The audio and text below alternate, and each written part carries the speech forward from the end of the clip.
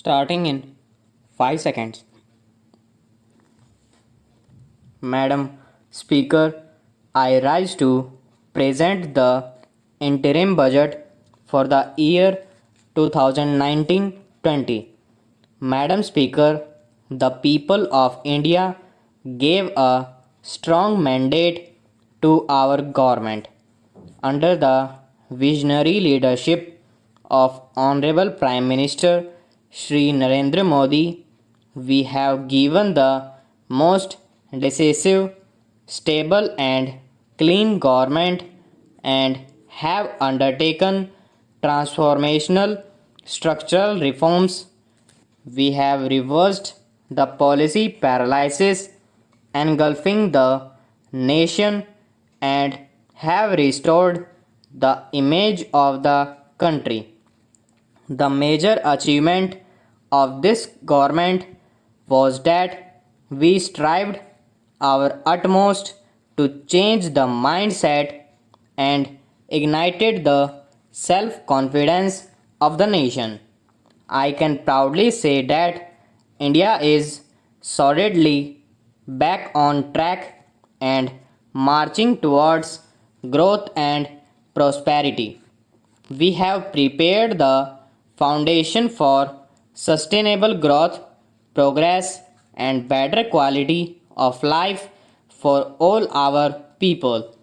We are moving towards realizing a new India by 2022 when we celebrate 75 years of independence, an India which is clean and healthy, where everybody would have a house with universal access to toilets, water, and electricity, where farmers' income would have doubled, youth and women would get ample opportunities to fulfill their dreams, an India free from tourism, communalism, casteism, corruption, and nepotism. Madam Speaker, the last 5 years have seen India being universally recognized as a bright spot of the global economy. The country witnessed its best phase of macroeconomic stability during this period. We are the fastest growing major economy in the world with an annual average GDP growth during last 5 years higher than the growth achieved by any government since economic reforms began in 1991. From being the 11th largest economy in the world in 2013-14, we are today the 6th largest in the world. Besides generating high growth rate, we contained double digit inflation and restored fiscal balance. Inflation, we contained a double digit inflation and restored fiscal balance. Inflation is a hidden and unfair tax on the poor and the middle class. The average rate of inflation during 2009 2014 was a back-breaking 10%. The then Prime Minister admitted as much when he said, "We have also not been as successful in controlling persistent inflation as we would have wished." This is primarily because food inflation has increased. In contrast, our government broke the back of back-breaking inflation. We brought down average inflation to 4.6%, which is lower than any other governments.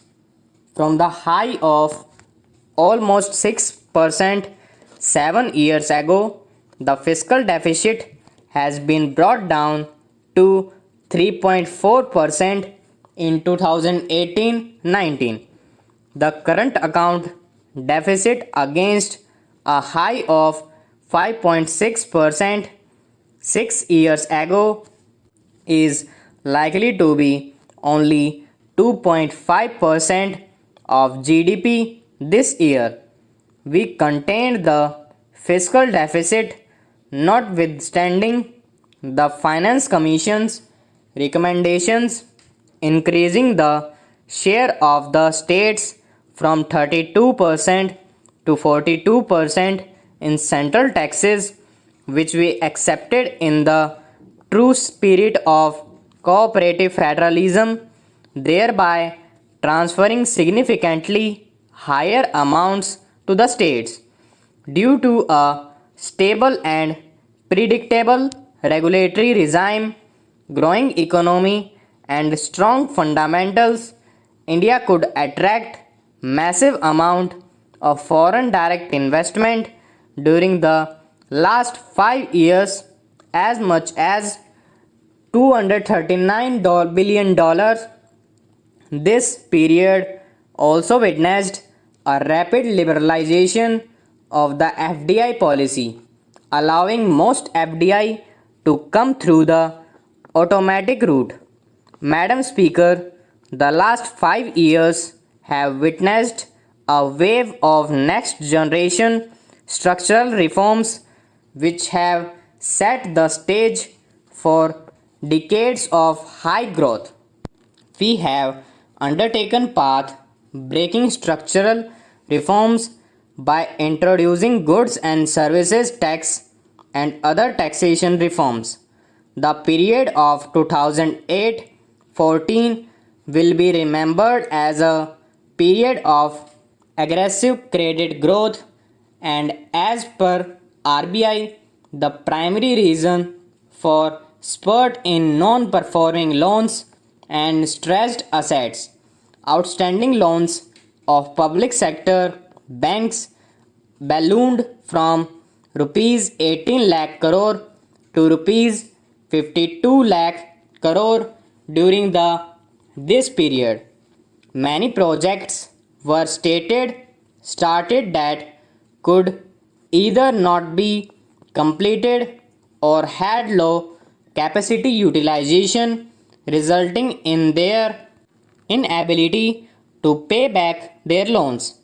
There were high stressed and non-performing assets amounting to rupees 5.4 lakh crore in 2014. Many more were hidden through restructuring or otherwise, which were discovered during asset quality reviews and inspections carried out since 2015. We put a stop to such questionable practices and stopped the culture of phone banking.